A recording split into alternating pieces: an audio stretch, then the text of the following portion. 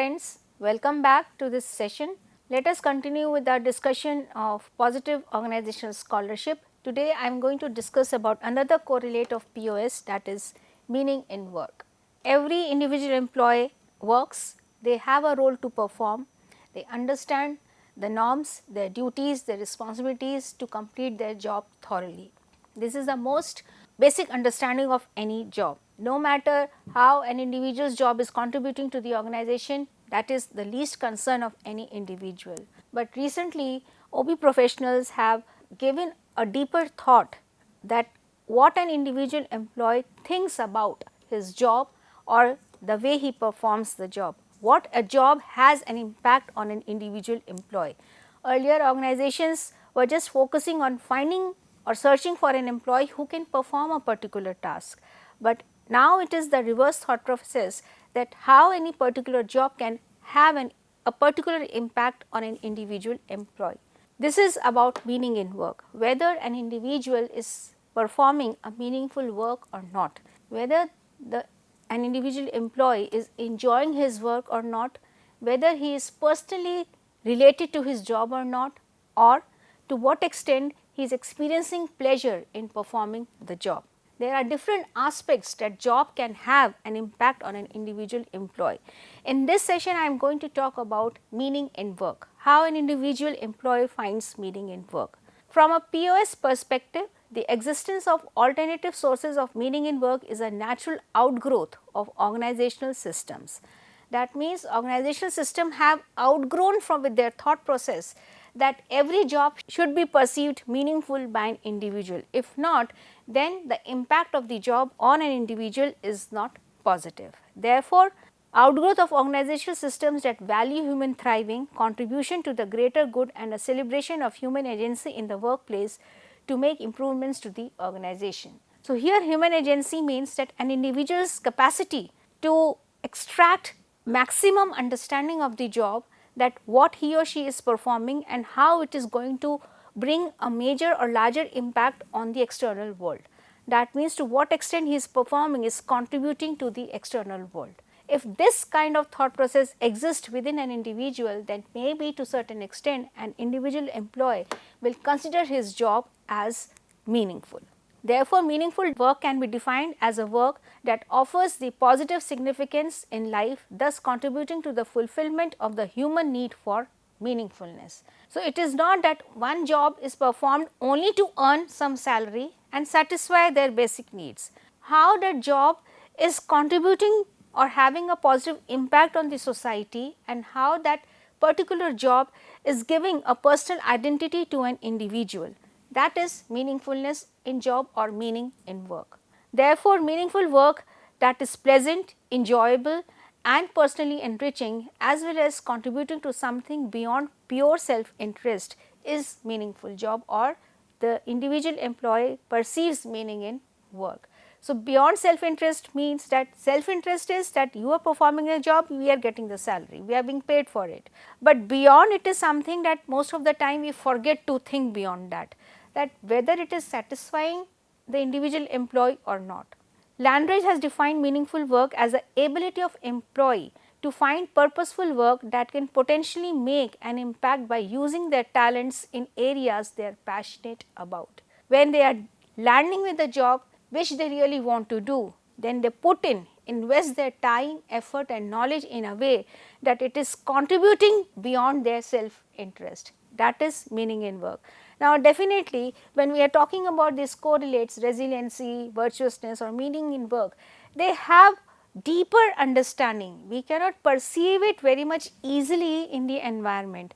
But yes, if we try to interview any individual employee about what they think about their job, then maybe there can be a deeper thought that is going on. That thought is organizational in nature, but how it is psychologically significant, that is the meaning that we are right now talking about.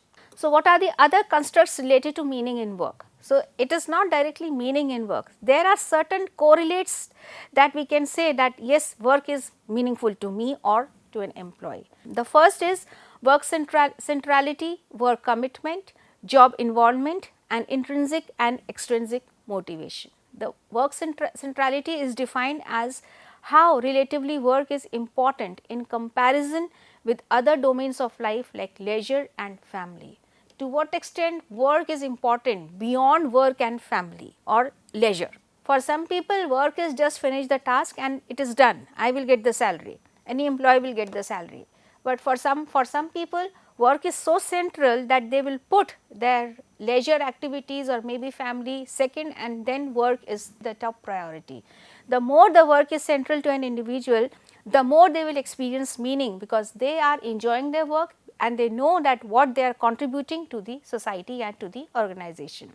Work commitment, it is defined as a level of engagement employees feel toward their job and the organization. The more they are intrinsically attached to their job, that I have to perform a particular task which is going to contribute to the organization, and I am more related to the task because other tasks are related to me, then an individual's work becomes more committed to the organization. That is the level of organization. There is more energy that is invested in the task to perform because it has positive consequences on the other task of the organization.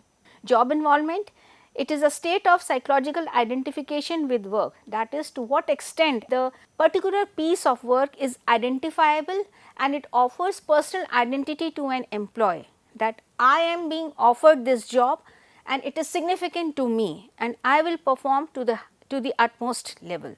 So, this is about the psychological identification with work or the degree to which job is central to a person's identity, and it defines the relative salience of work in life.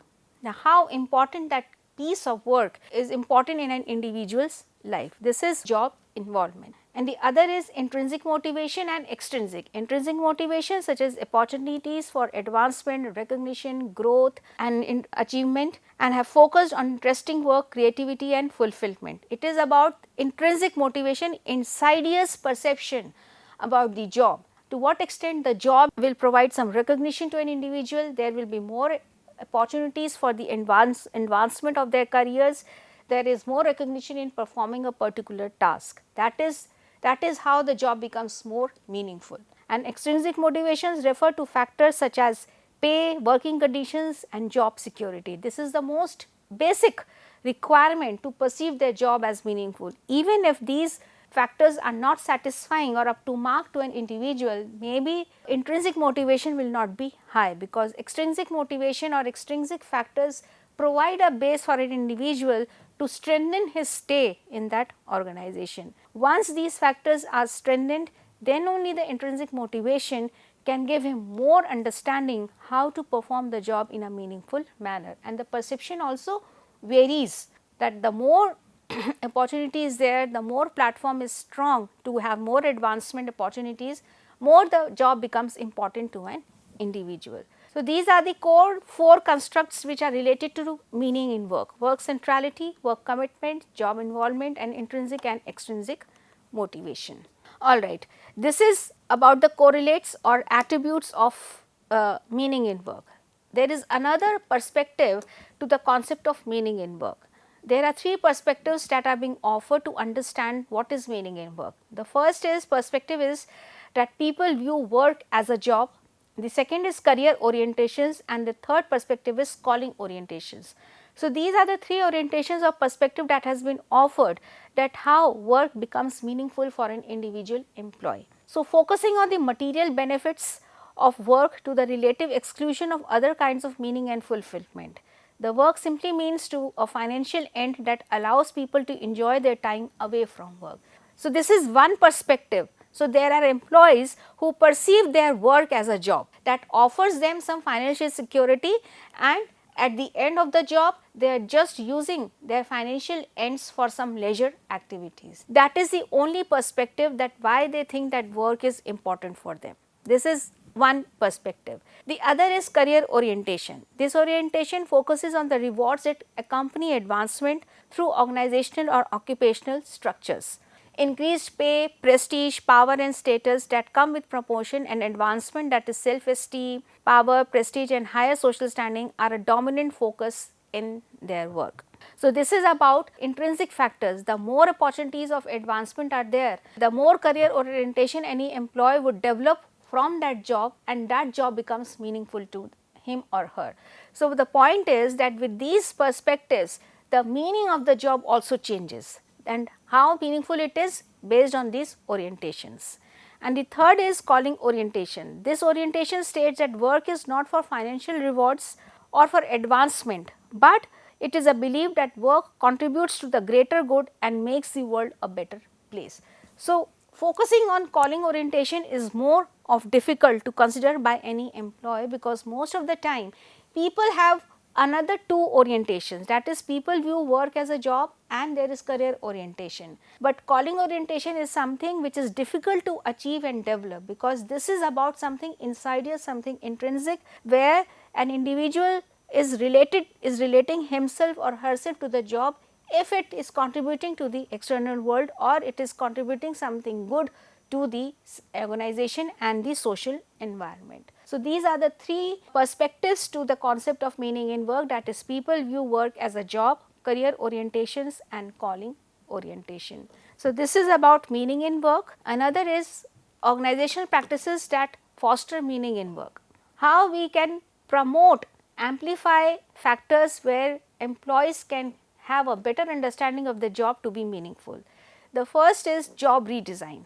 This may allow members to fully engage who they are and what they do by increasing the variety of skills used on the job, allowing members to complete a whole and identifiable piece of work and providing autonomy over what to do and when, and offering feedback to facilitate learning. So, it is about giving more autonomy to an individual in order to design their task in their own way. Now, when they are engaging in redesigning their job, they can think from a novel perspective that how this job can contribute to the external world or to the organization. Organization has offered a structured job profile, but if more freedom is autonomy is given to the employees to restructure their job, then maybe more creativity can be fostered, that the job is redesigned in a manner that it contributes again to the organization. This is job redesign. Employee involvement. This involves practices that effectively empower individuals by sharing information, developing knowledge, rewarding skill acquisition and so forth. So, this is about engaging employees in more organizational practices while giving them more empowerment, that is there is more control, which again fosters their competency, because when they are indulged in decision making, then they have to enhance their knowledge in order to make a mature decision making process. So, this requires sharing information, developing knowledge and rewarding skill acquisition, and when these two factors are combined, that is job redesign and employee involvement, it fosters flow experience. It is absolutely a psychological phenomena which dissolves barriers between self and work. There is complete immersion of an individual into the work and finds difficulty to detach from the work.